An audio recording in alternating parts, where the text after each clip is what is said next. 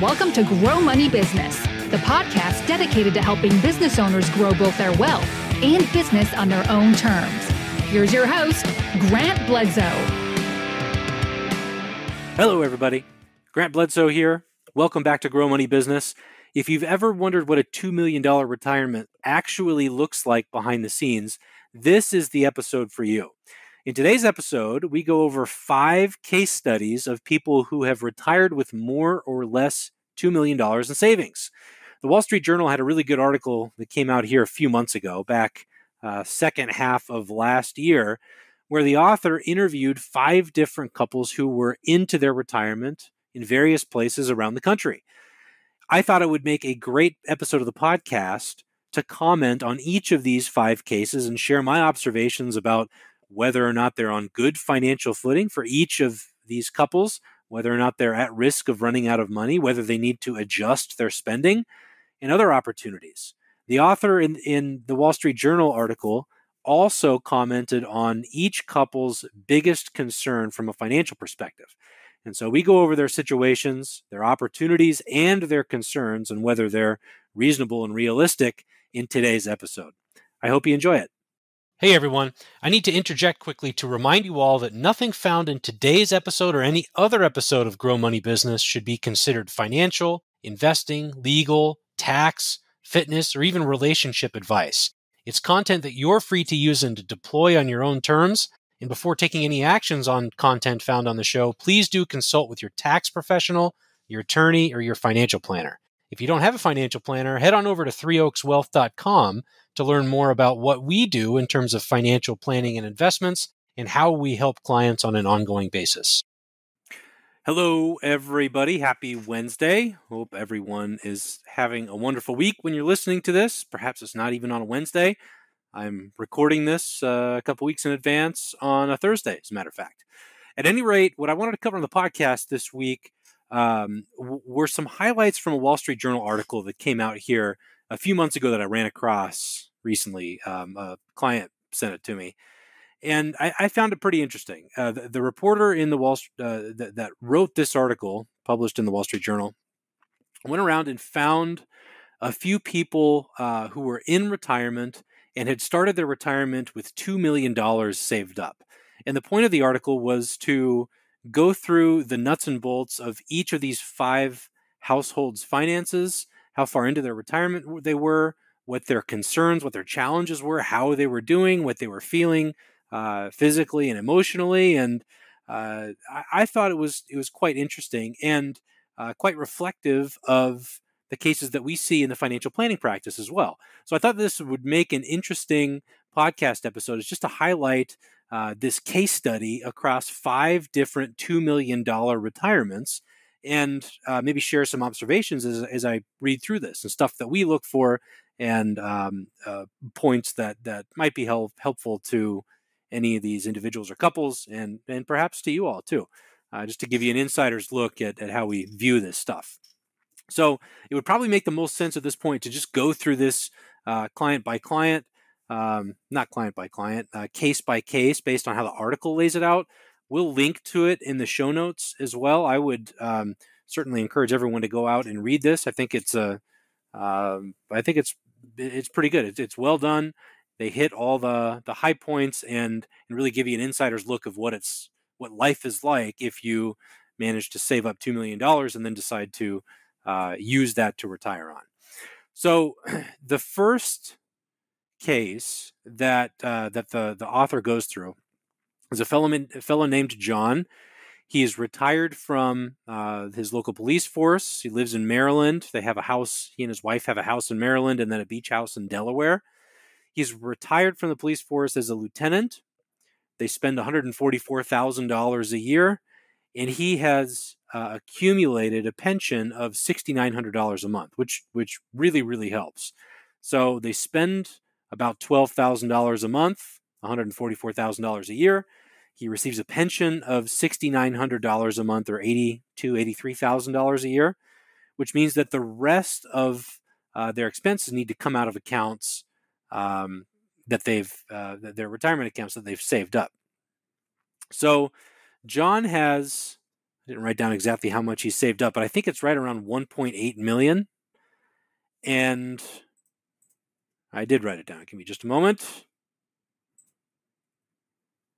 No, he did save up 2 million. Excuse me.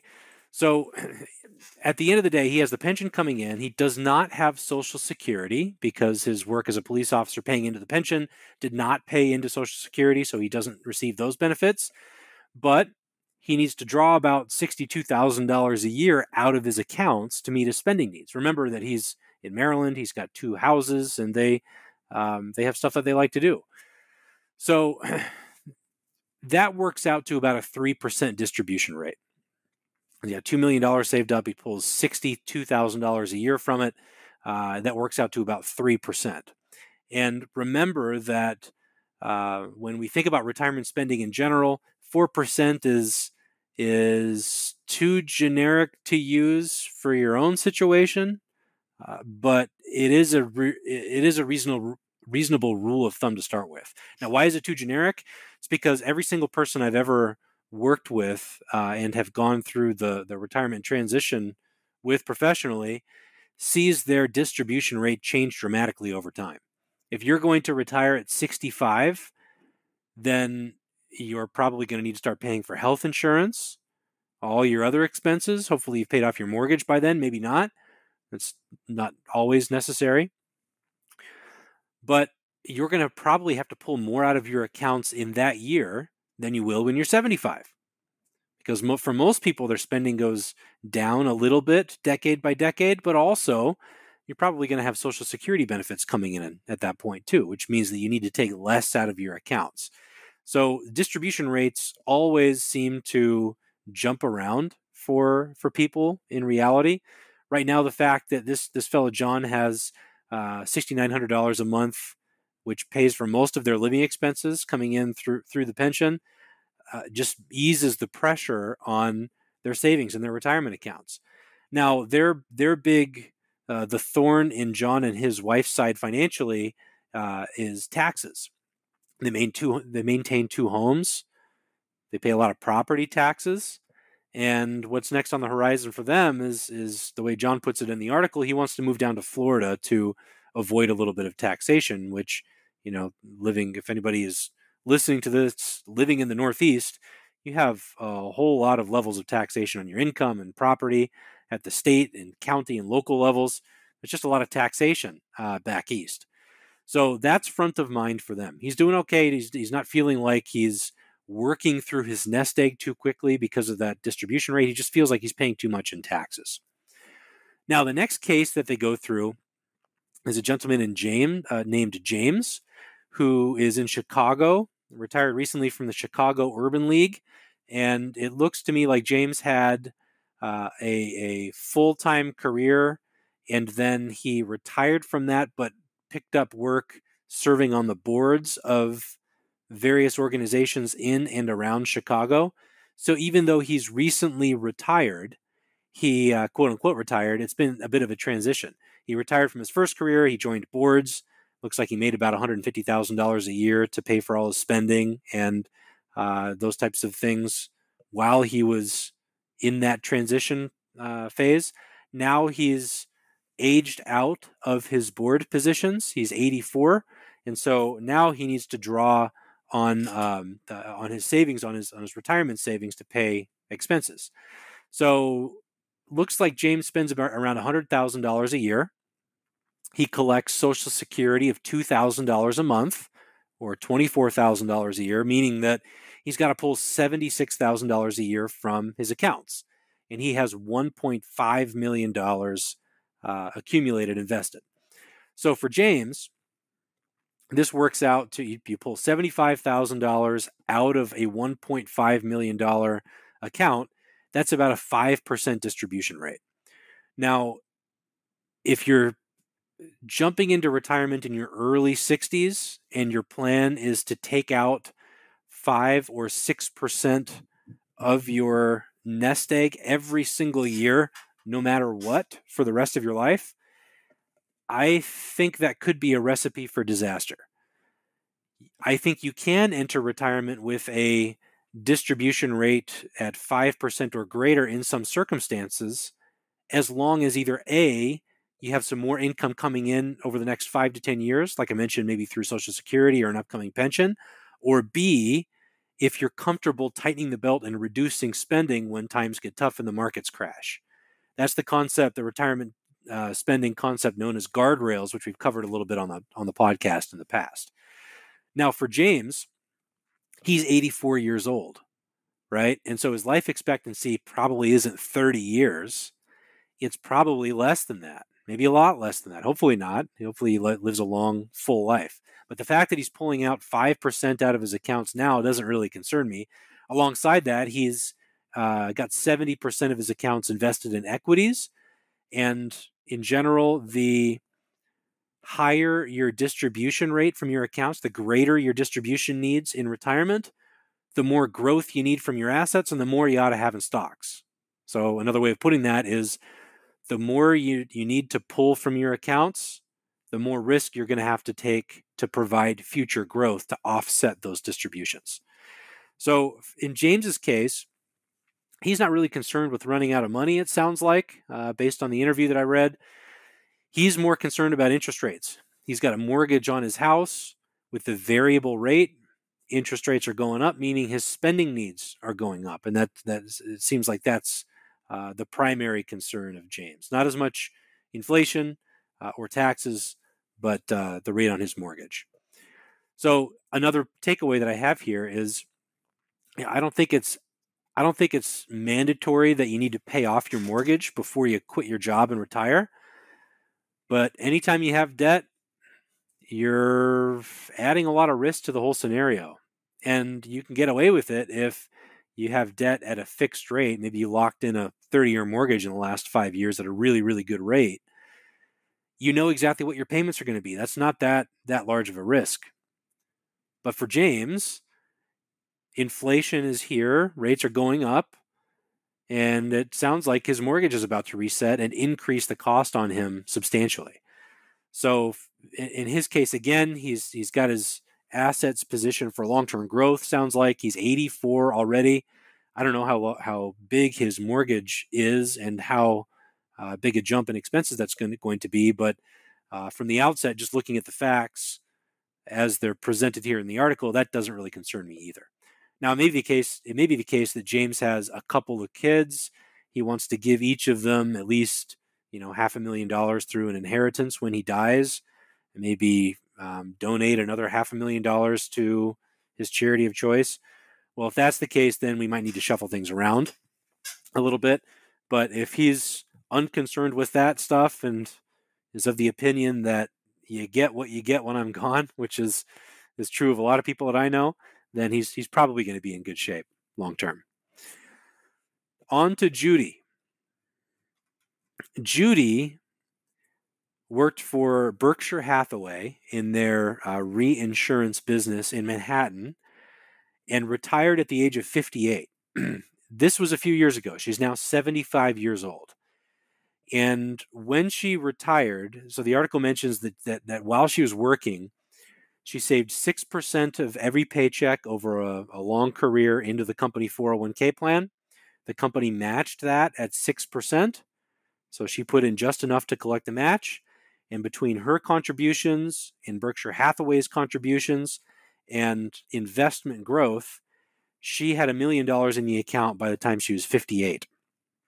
On top of that, Berkshire offered her a pension because of her service. And rather than taking the pension, she elected to take a lump sum distribution, which doubled her retirement savings. The lump sum value of that pension fund, that pension, was $1 million. So she'd saved and grew her own savings into $1 million, and then she doubled that through the lump sum addition. So at this point, after 17 years into retirement, she's had some market growth, not so much over the last 12 months likely, but she has had a substantial amount of market growth. What started as $2 million is now $1.8 million.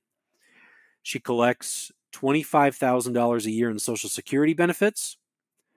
She spends $110,000 a year. And when we take $110,000 of spending, we take out $25,000 from that, the distribution rate on that spending is between 4 and 5%. Now, what's interesting here is Judy, just like John and his wife, the Maryland couple that want to move down to Florida to avoid taxes, she did move down to Florida. She moved to Naples.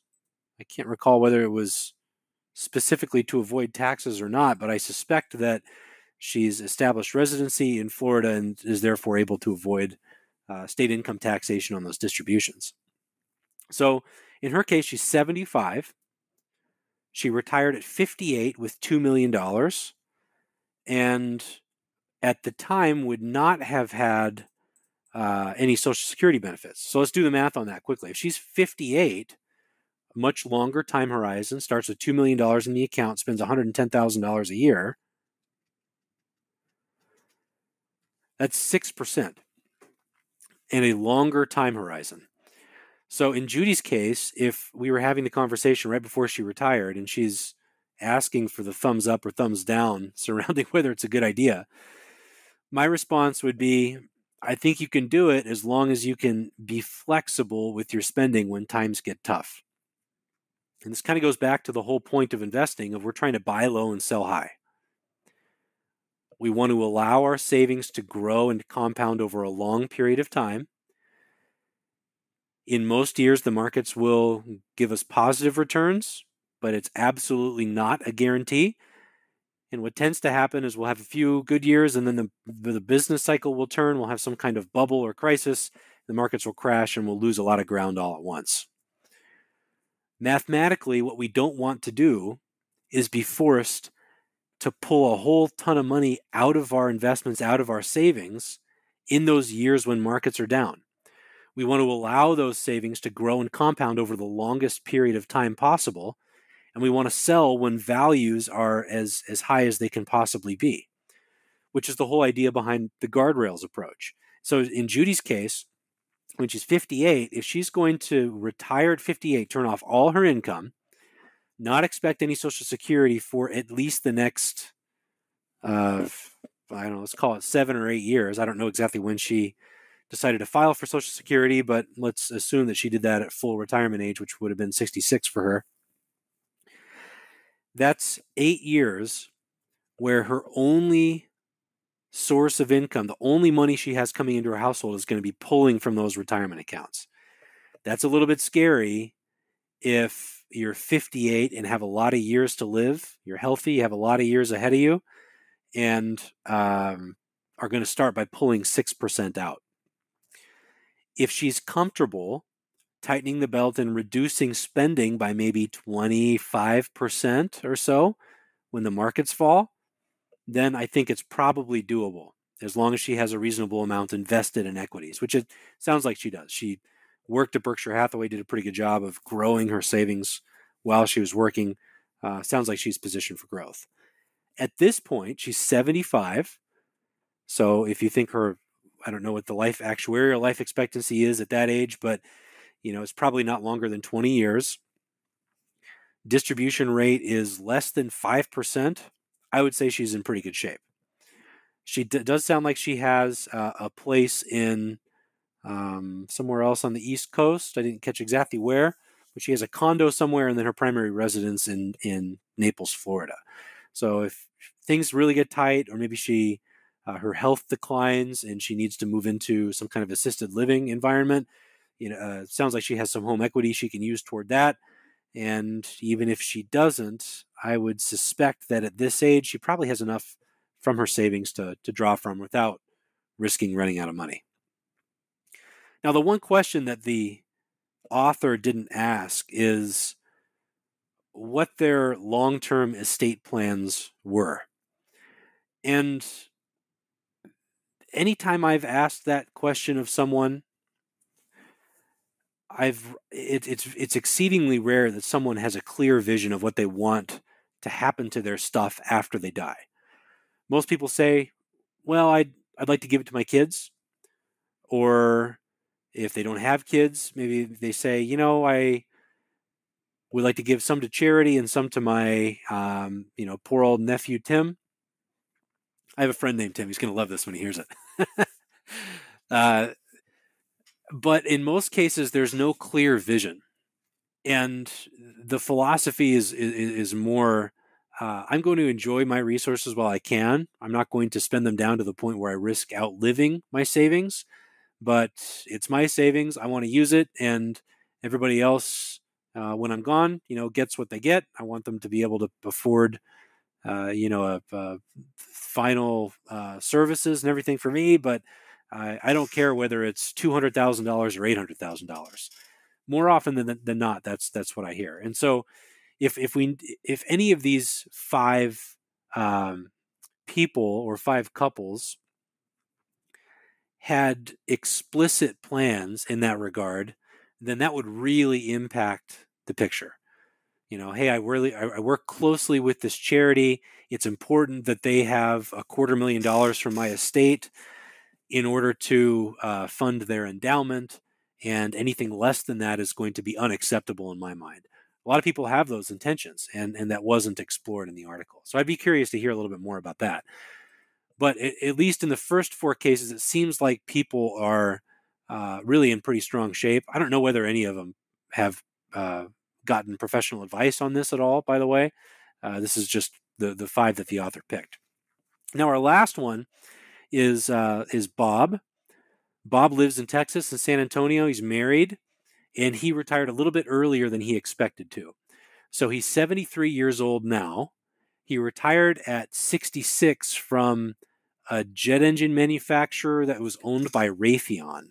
And the way that the article describes it, Bob had a disagreement with his boss and wound up leaving a little bit before he expected to. And so in the years since, he's done some consulting work and will often have some self-employment income as a result of that. So Bob and his wife have $1 million more or less saved up in investments. They have $650,000 in home equity, and they spend a little more than $90,000 a year. Over the last couple of years, he has some consulting income that's come in from his self-employment activities, and that's been somewhat variable, it sounds like. So his portfolio is 70% in stocks, and he receives about $44,000 in Social Security each year. So that means that he needs to pull $47,500 every single year from his investments before considering any of the consulting income. And so if he doesn't do any consulting work, remember he's 73 years old, he's going to pull a little bit less than 5% out of his $1 million portfolio. He has Social Security benefits coming in. He needs to pull an additional $47,500. That's 4.75%, which is probably doable. Again, the caveat here is he and his wife need to be a little bit flexible in case something happens. If they have a need for that assisted living that we mentioned a minute ago, then perhaps they can use some home equity, which is can be really helpful for that transition. If he does have consulting income coming in, then the distribution rate, for example, if he has $25,000 coming in after his own expenses and self-employment taxes, then the distribution rate goes down to 2.25% because he has a nice amount of Social Security benefit. So Bob sounds like he's a pretty savvy investor. He runs an investment club, teaches a little bit, and he and his wife's biggest concern financially is inflation. Doesn't sound like they're at risk of running through their assets in any way, shape, or form. Even if he doesn't have any of the consulting income, I think their distribution rate is probably manageable. He's got some expertise with regard to investing, and he's positioned that portfolio for growth. So from my perspective, all five of the cases here of a $2 million retirement are really they're really in pretty good shape. And I think their spending levels are sustainable. And I would also add that the impression that I get after reviewing all five of these cases is that when you transition into retirement, it's a big deal. And for Bob, he may not have had total discretion over when that transition occurred, but psychologically, it's scary. You've put all the money you're ever going to have, or so you think, into the accounts. Now it's time to start taking from it, and you just are hoping and crossing your fingers that you don't outlive it. That's a really scary proposition.